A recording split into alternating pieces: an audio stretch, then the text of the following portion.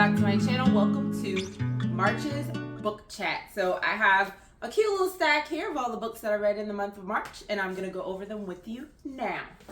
So starting out, we have Seishi Yoko Mizo's Murder at the Black Cat Cafe, a classic Japanese mystery from the author of the Hojin Murders. This one is a shorty. This book actually has what I think are like 2 stories in them.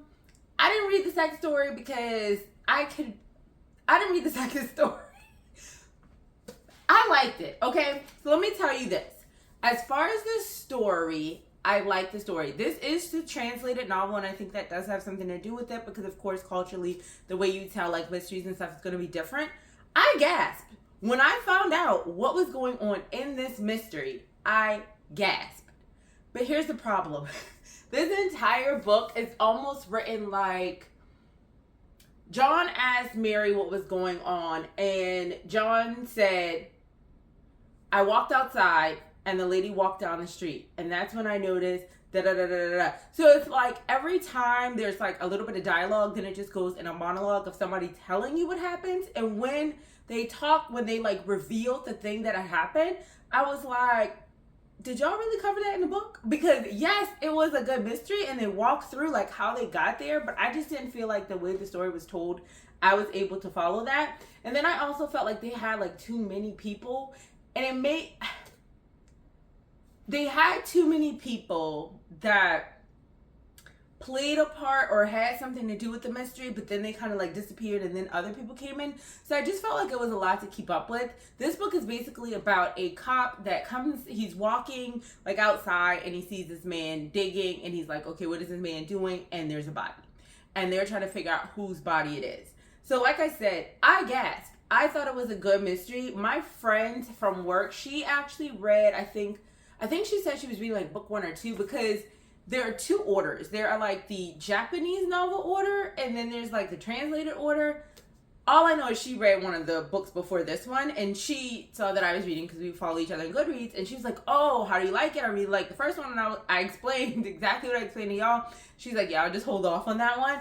But I don't think it's bad. I just feel like, one, the way the story is told doesn't work for me. So if you're into that kind of stuff, you might find it like really, really interesting. So I don't want to say don't read it. I just want to say it wasn't for me. All right. So the next one, the Covent Garden Murders. This is by Mack. This is going to be good for people who like a mystery that is extremely slow. That's this type of book. It's like, okay. I can't even say slower than, because I don't even feel like that's a slow kind of detective show. This is really giving old school detective. It's based in London. And this is like a series of mysteries by this author, and the detective is called The Blitz Detective Investigates. That's the series. I liked it, okay? But this is not going to be a fast, action-packed book. Would I read another book by this author? Yes. Is it something I am running to pick up and put on my list? No, because it does move slow. But as you're reading, you do get those moments where you're gasping and you are interested. It's just not a boom, boom, boom, boom, boom type of thriller. So if you like something super calm, this is for you. I feel like the 2 books already are like for the calm, more mature reader. So this one is about it's during the 1940s, and basically there is war, like airstrikes happening, and a theater is hit by a bomb. It's the Prince Albert Theater on Drury Lane is hit by a bomb. So as people are running in, they're like, oh my God, let's see if anybody's hurt. Does anybody need help? And they find a body, but they discover that the body is a body of a person that was dead before the bomb. Why? Because it got like something stuck in them. So they're trying to figure out who did it. I was underwhelmed, I will say, by the person who did it, because I felt like there were other characters that would have made a better murderer, in my opinion. But like I said, I was still into the story. It's just slow. But still interesting. So it's like that weird spot. But if you want something slow, you want a mystery, this is a good one. Neither of those 2 had any language. Now we're going to pick it up with Listen to Your Sister by Nina Vale. This is by a Black author. And when this book says a knockout. Wait, no, that's not the one that says it. When it says, for those who love Jordan Peele's films and Stranger Things, they are not lying, okay? And they say The Other Black Girl, but I haven't read that. But if that's like a thriller, I might need to read that. This gives thrill. This gives lots of language. So if you do not love language, don't read this. Do not read this. Like, it is back to back to back. Trauma-wise, okay. So when I was talking about this in my TBR, I was like, oh, this doesn't give trauma. There is like, it's like trauma adjacent, right? So they're going to touch on things, but it wasn't the point where I was like, okay, I got to put this book down and come back, or I'm pissed off. So there is some in there, and not just like being Black trauma, but growing up in not the best household, so drugs, things like that. So keep that in mind. Check out the triggers for yourself, because everybody's triggered by something different. But I really did like this. This thing is also gory in description. Yeah, so if you're not a fan of that, this gives all the horror vibes. Now, here's the thing that's crazy. The thing that was, like, sometimes if you read this, there's a thing, and you're like, wait a second. If you're supposed to be a help, you are picking really bad ways to help these situations. But then on the other hand, you're like, okay, you got yourself involved in this interaction with somebody you probably gonna try to avoid as a Black man. You got yourself involved. But then, of course, the cop took it too far. So it's like that kind of stuff in here. But I really do like this. It's basically about a 25-year-old Calla Williams who is basically the guardian of her younger brother. There is another brother. Calla is the oldest. And that younger brother keeps getting into all these different situations. And he basically gets himself in a situation that causes them to flee. But Calla also has like these nightmares stemming from her past that connects her and her brothers. And it has basically kind of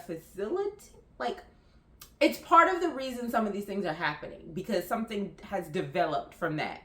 I like this book. I would definitely read more from this author. This was her debut novel, so I'm really interested to see if she has something out yet or something on the horizon. I haven't looked yet, but I did like this one. If you love true horror, like, this is going to give it to you.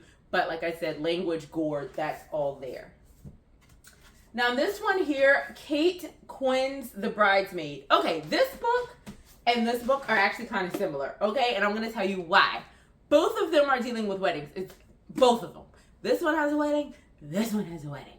Both of these weddings are kind of like secret, high profile, but this one is going to give kind of the more serious thriller vibe, and this one is going to give the more quirky, funny, relaxed mystery thriller vibes, right? Like, the thrill is because it's a mystery, but it's very low key. It's very Hallmark mystery, and this one is more of Lifetime horror mystery, right? Or a thriller mystery. So let's start with this one. This one is about the Kinnington family, and I completely had the wrong thought. So I talked about this in my TBR. Basically, Holly Stone is going to end up filling in for a bridesmaid, a celebrity bridesmaid that is murdered prior to the wedding of the famous Kinnington girl, Adriana. When you find out how it all happens, it is completely different from what I said. But she's going to become like the stand-in. And she's trying to figure out who killed this bridesmaid, why, what's going on. So this book is definitely giving rich people got money, power, influence, and all the things that come along with that. I will say I was very, very surprised. Okay, here's what I hated about this book. They keep poking at a certain storyline that they never, they talk about it, but it's like, you could have just not had that have been the story, because you really didn't develop it or go deep enough in the past. Like, you touch on it, but it was almost like you didn't need that, and it kind of cluttered the story. I feel like it made the story more cluttered. Like, I feel like if they had just taken that out and made the reason kind of the driving force different, that would have been better. But yeah, I enjoyed this one. Aside from that fact, it is a pretty easy read. It does keep you entertained. I do love the main character. She is going to give, when you read it, Abby, if you ever watch CSI.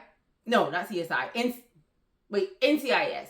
It's going to give you Abby from NCIS if you read it, just like explaining the character, one of the characters. So I did enjoy this one, but it does seem a little cluttered, and I feel like they could have done without one of the storylines. Like, I feel like they could have used something else to get where they got. Rich people crazy. Beware of rich people, and also don't get swallowed up, because the way this book kind of goes, I'm like, hold on, I hope you keep your brain about you, because this family is wild. Like, wild. Like, things will happen, you will be like, oh my gosh.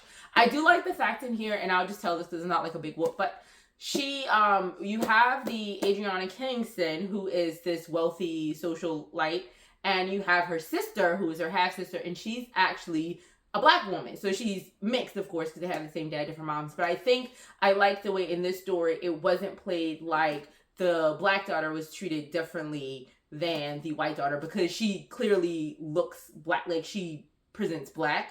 When they describe her here, she does have the features of her family, and you can see, but she does present black in the way that she looks, and her skin color and her hair color. But they didn't play it as, oh, the dad looked down on her, or he didn't want to accept her, or the sister didn't want to accept her. They actually have a good relationship. So I like that they didn't feel like they needed to make that a negative in the book. So I do enjoy that. And like I said, it's not a big whoop. She has a stepsister because the daddy was a hoe. But there's that. Okay, and that one's triggering, and that one has language too. This one. So this one is the complete opposite, because this one's quirky. But if you want rich people, you want famous people, you want socialites, you want influencers, here you go.